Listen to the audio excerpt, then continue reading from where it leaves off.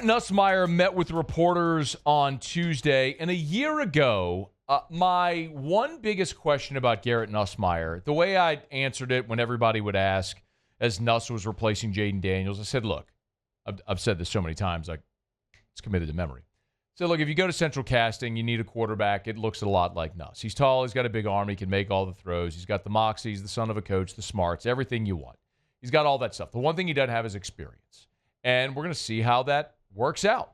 He's going to have to go get it. And last year, he got it. He started 13 games for LSU. The Tigers went 9-4. Nuss threw for 4,000 yards. He's preseason first-team All-SEC by the coaches this year. He is right there in the top 3 of the preseason Heisman odds. He's wearing the number 18 jersey for LSU. And Nuss, when he met with reporters, indirectly talked about that experience because it gives him an opportunity to go back and to critique himself from what he saw a year ago. Just having a full season last year to be able to study and go through and make corrections on, that was kind of huge for me this offseason.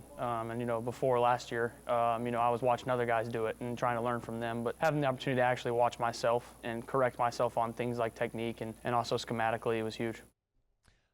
I believe him completely wholeheartedly there.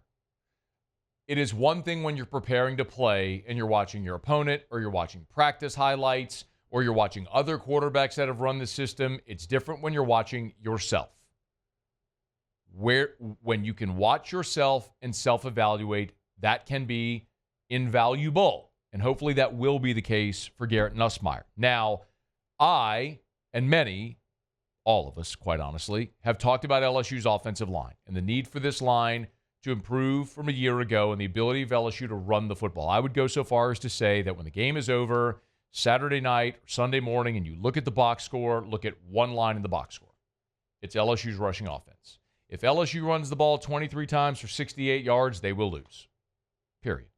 If LSU runs 34 times for 184 yards, they will win. I think it is that binary. So LSU's got to run the football. They're going to have to do it behind a brand new offensive line.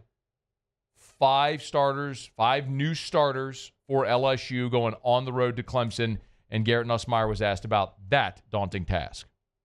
I'm fully confident in those guys. They've done an unbelievable job stepping up, and Braylon has done an unbelievable job being the driving force of that unit, being the center. It's almost like playing quarterback, right? You take charge and you take control of that group, and you got to communicate things and be loud and do different things. And so I think he's done an unbelievable job in leading those guys, and I think all the young guys who have had the opportunities to grow into their roles have done an awesome job, from spring to now. And so, this isn't just something that's been started the last 4 weeks. We've been building on this for the last 6 months. Who's the first guy I mentioned? He's asked a question about the offensive line. Who's the first guy I mentioned?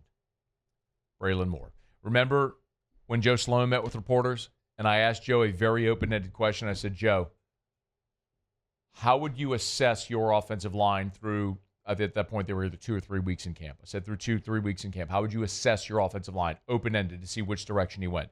First guy I mentioned, Braylon Moore. I don't think that's by coincidence. It was so interesting that in spring, we saw Braylon Moore and DJ Chester rotating a bunch at center. And you can do that in spring. You can try guys in a lot of different spots and get guys a lot of reps, and it's really, that's what that's for, to know what your pole position is going to be when you open up fall camp. Well, the first day of fall camp, Braylon Moore was playing center. Brian Kelly met with reporters after the first day of fall camp and declaratively stated after one day of fall camp that Braylon Moore was the center. You want to know how valuable that is? A year ago, the weakest link on your offensive line was DJ Chester. It doesn't mean he's your worst player or is a bad player. I think DJ Chester's a very good player. He's a giant human that can move bodies. He was just out of position. Now you have a dude that when you watch him, I don't think throughout all the fall camp practices we watch, I don't believe I charted a single errant snap by Braylon Moore. I did by the others, by Chester, by Augustus, by Brett Bordelon. I did chart errant snaps from those guys. I have to check my notes all the way through, but I don't remember charting a single errant snap by Braylon Moore. When we go watch the pass rush drill, he's outstanding. His low center of gravity, his base, his ability to use his hands, get up quickly. Like, you can just tell. Actually, the guy that's going to be in studio with us a little while, Todd McClure, very reminiscent.